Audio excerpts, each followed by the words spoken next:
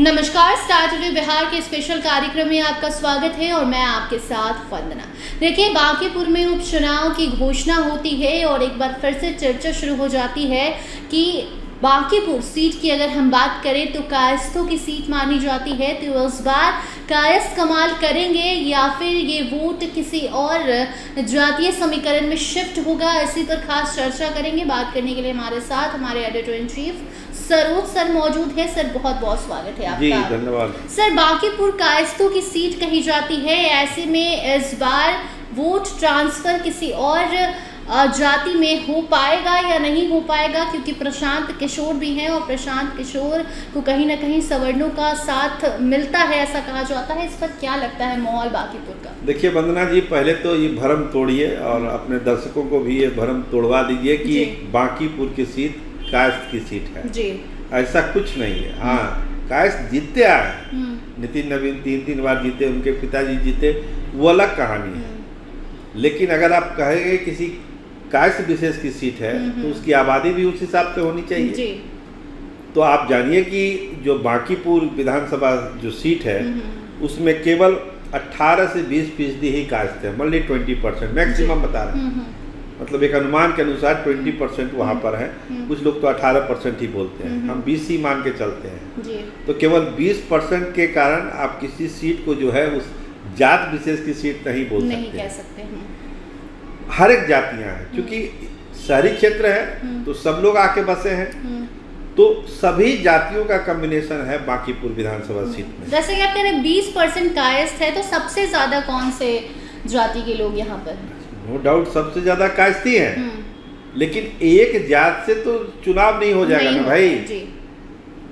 आप अगर आंकड़ा देखिए तो अगर 25 का आंकड़ा देखिएगा, जो चुनाव हुआ लास्ट 25 का, उसमें 62% वोट मिला है नितिन नवीन को, 62% जी। तो वोट कौन दिया? 20% का से तो नहीं जीत गए, और भी लोगों ने दिया।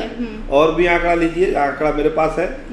अगर आप 15 का आंकड़ा लीजिएगा तो 87,000 वोट मिला था नितिन नवीन को, और 20 में मिला है 83,000 वोट।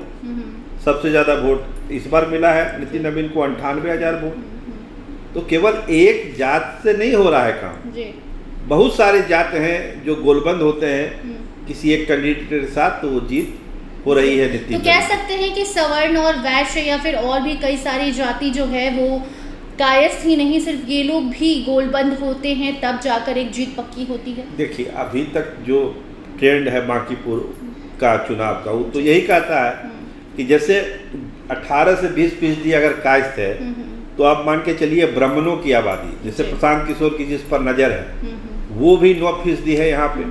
9% तो बांकीपुर में ब्राह्मण भी हैं, वो वोट भी हैं। राजपूतों की संख्या 7% है, भूमिहार है 6% और वैश्य की आबादी 10% है। तो ये सारे वोट मिलते हैं तब 93,000, 83,000, 98,000 इस तरह के वोट नितिन नवीन को मिलते हैं जी। और भी कुछ वोट और उसमें जुड़ता है, दलित का भी, EBC का भी जुड़ता है, तो वो वोट बढ़ जाता है। लेकिन केवल एक ये कहना कि कायस्थ की सीट है, कायस्थ की सीट है, लाला बिरादरी की सीट है, ये कहना मतलब आंकड़े इसकी गवाही नहीं देते हैं जी।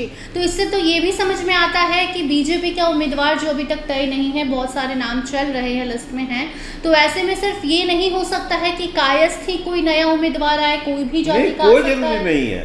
कहाँ, कुम्हरार में तो एक प्रयोग कर दिया था बीजेपी ने पिछले चुनाव में, हो सकता है कि बांकीपुर में हो जाए, लेकिन बांकीपुर में जो जितने दावेदार है उसमें ज्यादा संख्या कायस्थों की है जी। एक तो आपके अरुण सिन्हा के पुत्र ही हैं, जो सबसे प्रबल दावेदार है, अरुण सिन्हा के पुत्र हैं। आलोक जी हैं, वो भी उसी बिरादरी से आते हैं। तो कायस्थ ऋतुराज सिन्हा है, तो ये लोग हैं, दावेदार हैं। लेकिन ये मान के चलना कि कायस्थ ही यहाँ पर जीतेगा, ये आकलन सही नहीं है। बिल्कुल सही। सब जातियों का उसमें कॉम्बिनेशन है, और जब सब सवर्ण जातियां, उसमें वैश्य भी मिलते हैं, दलित भी मिलते हैं, तब जाके समीकरण बनता है। अब देखिए, आप गौर करिए, पिछला चुनाव हुआ बांकीपुर में 25 में रेखा गुप्ता खड़ी हुई, 46,000 वोट उनको मिला। तो ये वोट कौन सा वोट है जी? तो देखिए, मुस्लिमों की आबादी है 15% बांकीपुर में, यादव है 8 से 10% जी। और समझिए कि दलित महादलित 10 से 12% है, ईबीसी है 12 से 15%। तो ये सब वोटों का भी कम्बिनेशन मिलता है, तभी तो ये फिगर आपको रेखा गुप्ता का आपको 46,000 समझ में आ रहा है। लव सिन्हा लड़े थे 2020 में जी। उनको 44,000 वोट मिला था। तो इस तरह से बंटवारा है। और एक चीज गौर करिए बंदना, जब नीतीश कुमार और लालू यादव एक साथ थे 2015 के चुनाव में, उस चुनाव में बीजेपी छोटे छोटे दलों के साथ चुनाव लड़ी, उसके बावजूद भी भाजपा जीती जी। इसका मतलब है कि भाजपा का जो संगठन है, जात से इतर जो संगठन बीजेपी का है, वो यहाँ पर बहुत मजबूत है बांकीपुर में। क्योंकि वो लालू और जब नीतीश की समझिए कि आंधी चल रही थी 2015 के चुनाव में, 2015 के चुनाव में भी नितिन नवीन को 87,000 वोट मिला। तो ये आंकड़े बता रहे हैं कि आने वाले समय प्रशांत किशोर हो या फिर महागठबंधन हो या फिर वीणा मानवी हो, सबके लिए काफी ज्यादा मुश्किल होने वाला है ये चुनाव। बहुत खुला हुआ चुनाव है जी। और समझिए कि जो गोलबंद करेगा जातियों को, सवर्णों को, दलितों को, महादलितों को, महिलाओं को, उसकी जीत होगी। केवल एक जात के भरोसे कोई चुनाव जीत जाएगा ये कहना असंभव है जी। मगर समय काफी कम है, तो ऐसे में 15 से 20 दिनों के भीतर आपको लगता है कि बीजेपी का वोट ट्रांसफर हो पाएगा इन सब पार्टियों में? देखिए, अभी हमने आपको कहा ना कि संगठन के लेवल पर अभी बीजेपी बहुत आगे है जी। अगर इतना वोट मिल जा रहा है बीजेपी के कैंडिडेट को, अब देखिए बीजेपी का कैंडिडेट चाहे काइस हो, बैस हो, चाहे कोई भी हो जी, वोट तो उसको मिल ही जाएगा। ऐसा थोड़ी है कि अगर काइस वोट नहीं होगा तो उसको वोट नहीं मिलेगा। मेन दावेदार तो उन्हीं का होगा, बीजेपी का, क्योंकि संगठन मजबूत है जी।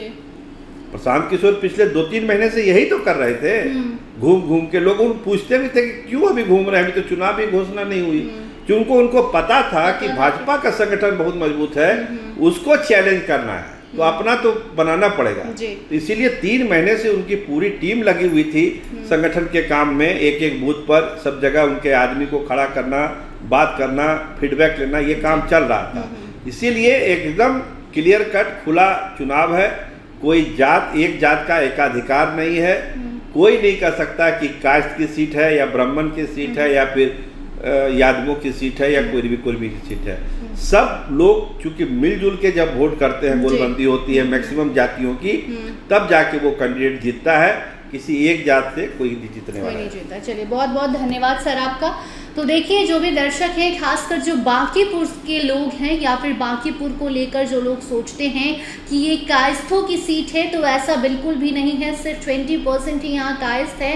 तो सोचिए कि जब कोई पार्टी या फिर कोई नेता जीत रहा है तो वहाँ पर सिर्फ उसे एक जाति के वोट नहीं मिल रहे, बाकी सभी जातियाँ भी गोलबंद हो रही हैं, तभी उसका नतीजा परिणाम जो है वो पॉजिटिव आ रहा है। बाकी इस बार 23 जुलाई को जो वोट होने वाले हैं उसका परिणाम बताएगा कि किस पार्टी को किसने वोट दिया, किस जाति ने दिया।